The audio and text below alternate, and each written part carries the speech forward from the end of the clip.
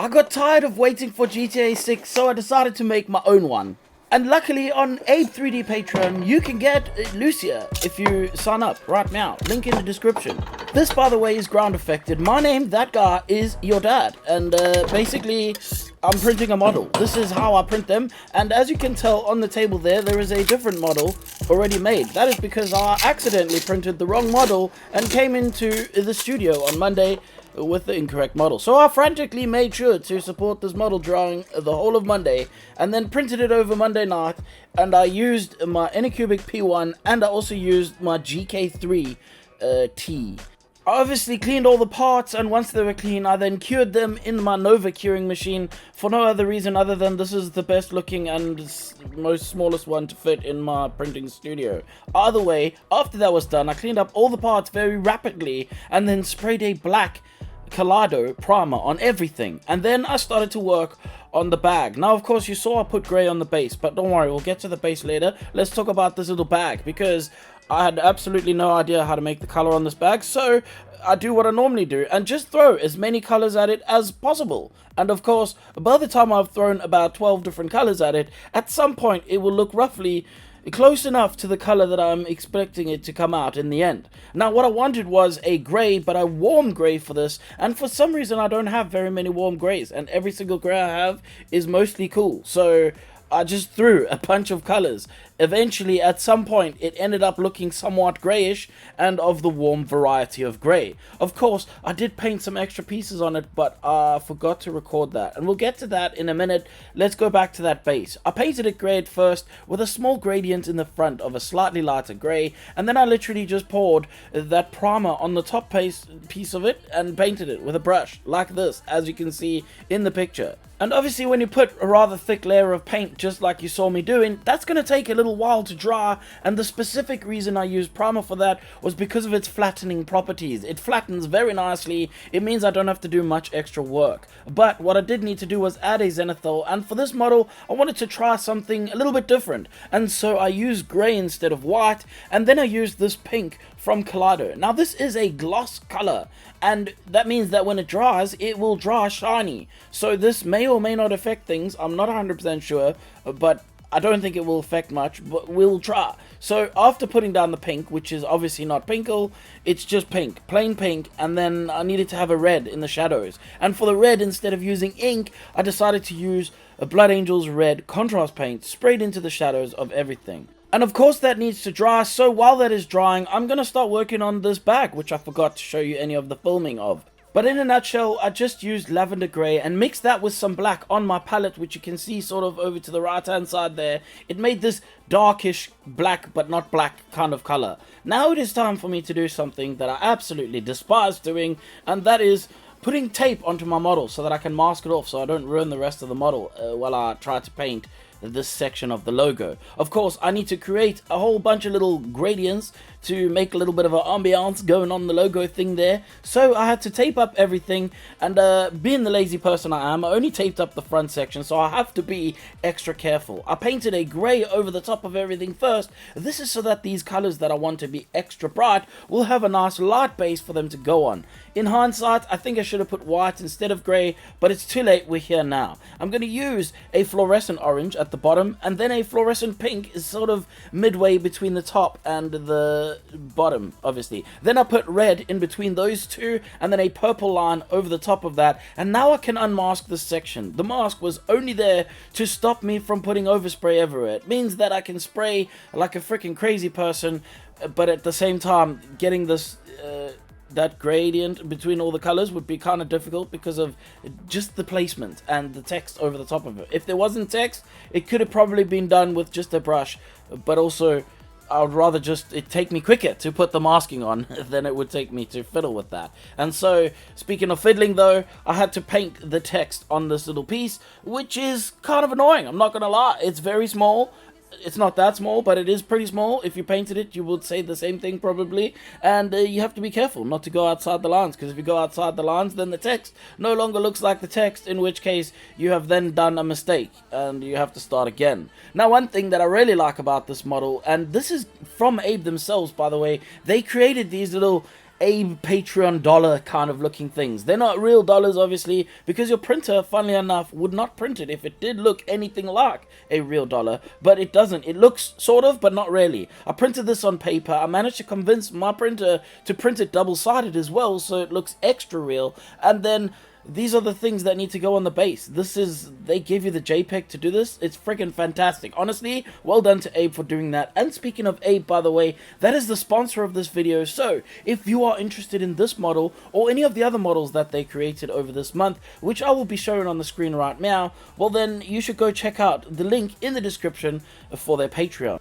Next up, it's time for the skin tone of this lady, and of course I originally laid down that pink and also that Blood Angel's red. Now it's time to see if I made a mistake, and so far, looking at the beginning layers of this, I don't think this was a mistake at all. I really like this pink underglow.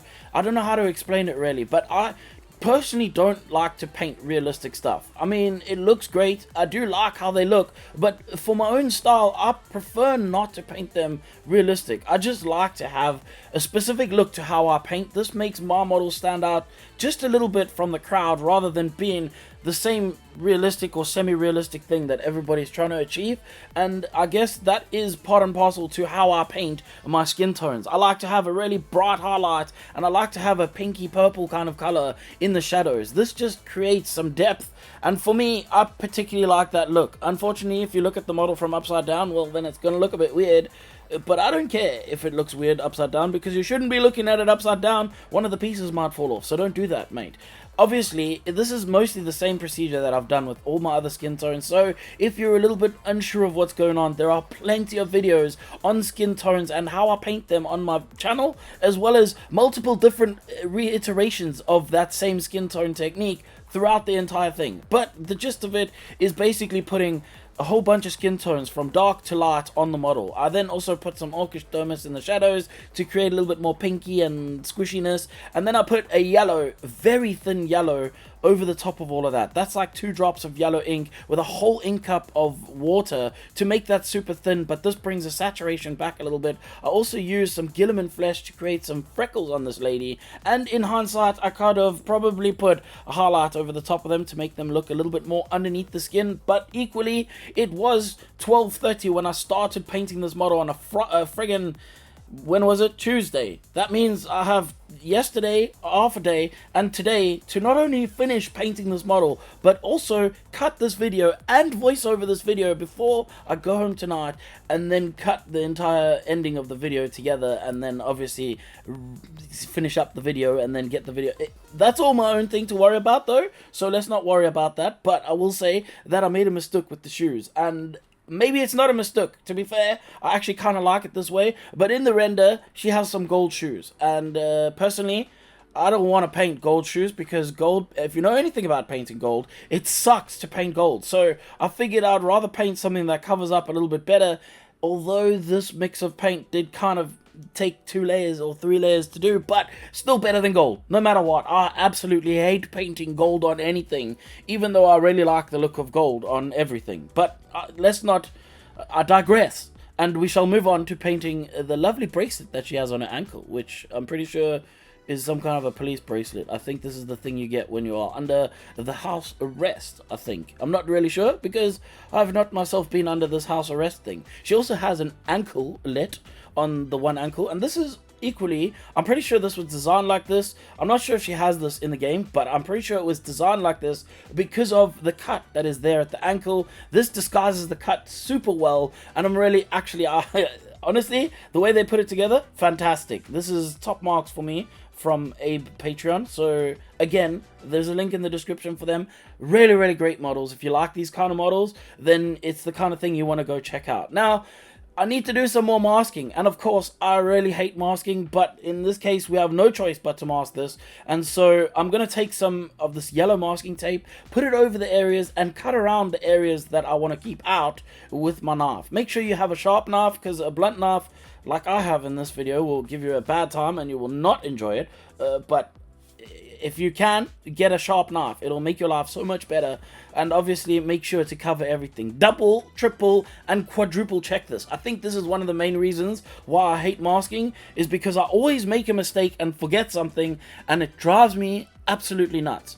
Anyway, after I'd done the masking, I put a grey base tone down, and then I used Iandan Yellow contrast paint, which is, it's going to look yellow if you just put it straight, but if you layer this paint, it goes this really deep, warm orange color, which is what I wanted for the shadows. And then I used a bright gold from Army Painter. This is an airbrush paint, which I normally typically don't use, but I figured for gold, considering I'm always struggling with it, I might as well give it a try. And it seemed to work out actually really nicely for this dress. Particularly, it worked out great. I used also the green, there's like a green metallic color. I used that for the bottom part of the dress, which I think helps to tie in the shoes, in which case maybe I'm a fashion genius, I don't know, but we need to paint some, obviously, straps, which is gold, and as you can see, this is something I'm not enjoying, and so because of that, I'm just going to literally cut away from this and show you something else, like painting this necklace, which again is another thing that hides the seam. Although I know for a fact she has this necklace in all the pictures that we've seen of her from that they've released for the game. I think it's actually gold though, and in which case maybe I shouldn't have painted it dark silver, but I painted it dark silver because that's easier to paint than gold. Now I need to paint something else dark silver, and that is the pistol inside of her hand. She is holding one, obviously. It's GTA. You need to have weapons, otherwise there's no point in even calling it GTA, and you might as well just call it Go for a Drive. Either way, that gun needs to be painted with a dark silver and some light silver as well, but also there is some darker patches, like on the handle of the gat, it needs to be painted black, because reasons. Obviously, this is difficult to do unless you have a small brush, but if you have a small brush, then it should be pretty straightforward to paint these things, and I didn't do any fancy stuff on it. It is solid colors, end of story. Let's move on to painting her hair. Now for the hair, I wanted to have a dark brown as the base color for this, and of course I'm an idiot and I should have sprayed the skin tone colors on her ponytail, because this would have made these two colors look the same rather than trying to paint it over black and then painting it over skin tone, because of course I'm always preaching about putting an undercoat, and I didn't even think about my own rules when it came to the undercoat. And so if you're going to paint the hairs, make sure you're starting from a similar base color, otherwise you might be questioning yourself, why is the colors different? Am I an idiot? No, you're not. You just, well, maybe you are, because you didn't change the base coat. Never mind. Let's talk about the lips for this lady. I usually like to use Magos Purple on its own, but of course she has lipstick on. She is dressed all fancy for robbing the bank, obviously. So I put a little bit of red mixed with the Magos Purple, and once that was dry, I put a gloss clear coat over the top of her lips to make them nice and shiny. I also put Magos Purple inside of her eyes as well, and left that alone to dry, whilst I worked on her eyebrows, which I put a very thin little line to kind of map them out first. They are not sculpted on this piece, which means you have to figure it out. So I put a very thin line, and I'll just work from that thin line. If the thin line was off center, then I could have just worked above it or below it. That's why I use a thin line rather than just trying to go balls deep and then figuring out why the eyebrows all skew. But it kind of worked out in the end. I used some black paint to then line the outside of her eyes, and again, none of the eyelashes are sculpted on this model, so you want to then paint them on, particularly the little flick that's on the side of her eyelashes. Although now that I look at it, I kind of forgot to put makeup on her, but we won't talk about that. Let's just pretend that she has makeup on. She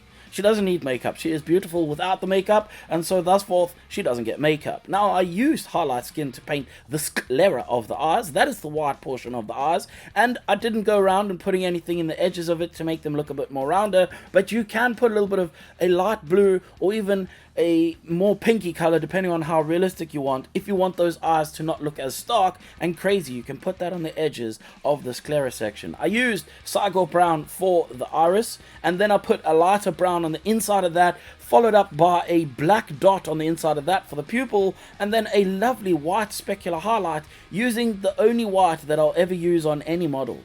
Although she does in fact have a skeleton on her necklace, neckerchief thing, which is a mask, obviously. We'll get to that later, but I didn't use white for that. For her hair, she needs a bit of dry brushing, because there is a load of hair, and you can't just have it one solid color. It will look a little bit stupid. So I used a light brown and a dark brown mixed together, in order to create a dry brush base before I then took a copper, which by the way is a little secret for darker hair. If you put a little bit of it has to be super dry brush. It cannot be a lot of paint, and it will make the hair look a little bit more shiny and hair-like.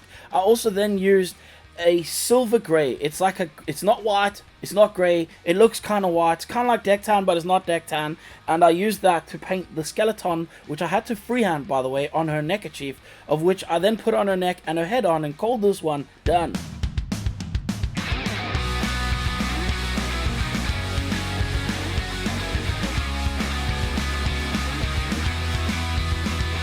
Okay, so usually time crunches are a thing for me. I just seem to do this to myself, where I end up not giving a crap about Tom, and Tom in turn then doesn't care about me either. But this week genuinely was my own mistake. I had literally printed the wrong model, but if you were paying attention, you would then know what model is coming up in soon. I can't tell you when, because then that would completely ruin everything, but I messed up, and so this is why this week was on even more of a time crunch than usual.